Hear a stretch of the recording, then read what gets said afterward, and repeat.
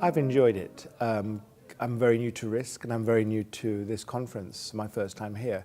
So you get exposure to some of the most senior people that have experienced risk for 30, 40 years, as well as those like me who are very new to it. So wonderful experience and wonderful to see people who have actually gone down the journey.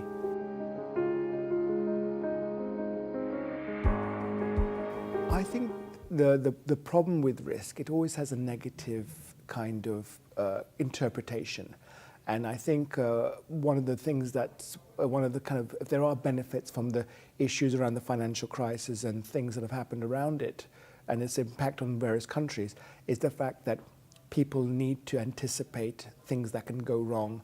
And so risk is always things done negatively. So I think to make it relevant is to making seniors, making governors, making trustees understand we're there to help make their lives easier, make it relevant for them, because without risk as part of their decision making, they're not discharging their duties properly. So bringing risk to them in their language, in the way they can think about it, in that respect.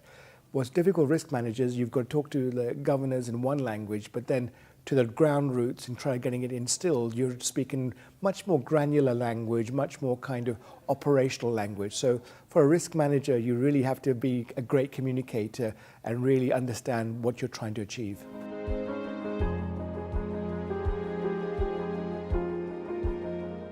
I would say, look, risk is not one of these sorts of things that there's a right answer today that applies to tomorrow. It evolves.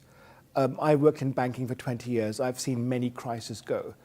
I have a much better understanding of risk today than I did 20, 25 years ago.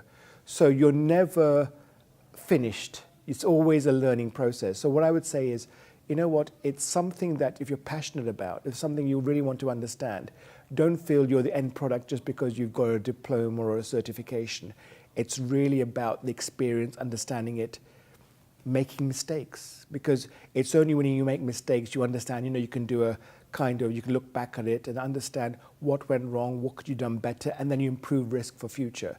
So what I would say is, don't be scared to make mistakes, but understand what's gone wrong and how you can improve things going forward, and be passionate and enjoy it.